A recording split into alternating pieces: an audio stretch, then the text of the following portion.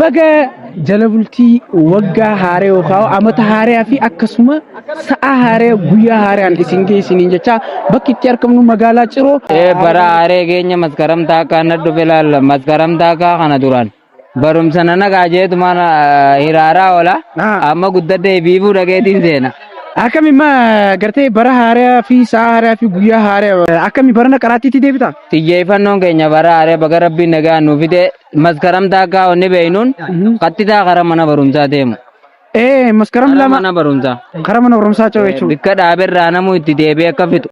Silaayin barumsa kiyya fixeen 12 fixeen dookumantiin qabdu janii deengedda ayyama konkolaachisummaa baafachuu dhageen haariyanii. Sinaariyaa. 10 takka ittiin dhaabeemi. Barana achirraa gaffixadhee baatee 12 san akkasitti galmaa. Eewwaa gaafii isin keessaa fi koomantiirraan nu gaafachaa turtanii fi akkasuma immoo jaalalaaf kabaja kantiibaa keenyaaf qabaachuu turtan asumaanuu itti isinii dhaabna yaada isaaniitis irraa isinii foona.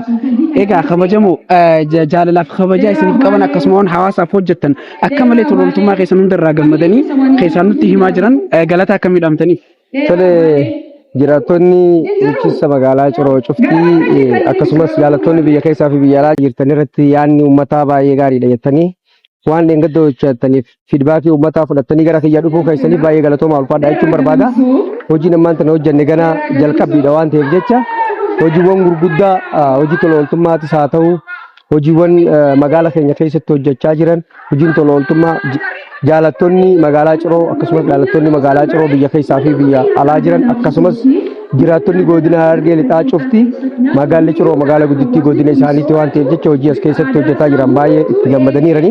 Isii tan akka ka'umsatti qabannee hojiin istiidiyoon baadiyyaa dheengadda magaalaa keenya xiqqishoo billichi gootee agarsiiste sun ka'umsaaf waan ta'eef jecha isa itti aanutti bara 2017 kanatti hojii bal'aa hojii misoomaa bara kana yoo xiqqaate qarshii miliyoona 120 oliin hojjenne hojii gosa adda addaa hojjenne bara itti aanu kana caalaa isinis dhuftanii miidiyaa addunyaatti miidiyaa hawaasatti baastanii akka nu beeksistan jenna isinillee ulfaadhaa galatooma hojiin isin hojjettan hojii gaarii hojii abdii uummatattis biyyoottis kan nu waan ta'eef ulfaadhaa jiraadhaa jechuun barbaada. Hedduu galatooma kantiibaa keenya kabajamoo hojii dheengatta piroomeet goonee hawaasni jaalalaa fi miira gartee haalaan itti dhagahame ibsatanii jiranii miira gammachuu isaanii ibsatanii kana boodaas bara haaraa kanarratti wantoota babbareedaa isin hojjettan piroomeet godhuudhaaf miidiyaan keenya qabaatiyyaa ashara isaatti lulluqqataa isin cina jirraa galatooma. Ulfaadhaa jiraadhaa.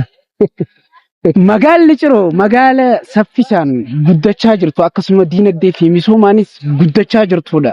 Har'aan tana bakki itti argamnu kun magaalaa Cirooti. Egaa hojiin argamus kabajamoo itti aanaa kantiibaa keenya. Galatoomaadha. Maqaan koo Hasaanaa Mahammadii itti aanaa kantiibaa bulchiinsa magaalaa Cirooti. Har'aan tana guyyaanis guyyaa haaraa bara haaraa sa'a haaraa mee waggaa haaraa fi bara haaraa fi sa'a haaraa kanarratti uummata keenyaaf maal dhaamtan? Tole duraan dursee baga waggaa haaraa bara 2017 baga nagaan geessan isiniin jechuu barbaada. Itti aansuudhaan uummata keenya mara kan biyya keessaa fi biyya alaa jiraattan akka lakkoofsa Itoophiyaatti baga waggaa haaraa geessan dabba caqii gannaa baatanii booqaa birratti baga nagaan ceetan jechuu barbaanna. Ayyaanni kungaa kan badhaadhinaa, kan nagaa, kan tokkummaa, kan jaalalaa, kan quufaa gabbinaa uummata keenya maraaf akka ta'u hawwii kooti jechuudha. Hordoftoonni keenyas viidiyoo amma arraan dura maxxansine irratti hedduu malee isin jaalatanii isiniif bootaa qaban koomantii irratti isinuuf kaa'aa jiran mootummaa hawaasaaf hojjetu mootummaa uummataa dhaabbate jechaa isinis dubbachaa jiran galata akkamii dhaamtaniif? Tole uummanni keenya duraan dursee isinis akkasitti dambalii uummata keessa jiru hojii achitti hojjetame sanillee deemtanii uummatatti agarsiisuudhaaf maqaa kiyyaa fi maqaa bulchiinsa magaalaa Cirootiin galatoomaa isiniin jechuun barbaada. Itti aansuudhaan hojii xixiqqoo amma nuti eegalle jechuudha. Eegallii xiqqoodha. Eegallii xiqqoo nuti eegalle tan uummanni akkatti beekamtii nuuf kennee itti gammadee hamilee isaa galatoomaa isin cinaa jiran jechuu isaatiif duraan dursee baay'ee galatoomaa jennaani garuu assaayimentii guddaa nu kennan jechuudha. Kana caalatti hojii guddaa akka uummata kanaaf hojjechuu qabnu galtee godhannee fuula duratti illee akkatti hojjennu wanti uummanni keenya galata xiqqoo tana nu galche kana caalatti hojjenne immoo kanaa olitti galata nu galchuu danda'a waan ta'eef kanaa olitti galanni isaanii kun hojii itti aanuuf kan nu kakaasu ta'uu isaati jechuudha. Galatoomaa.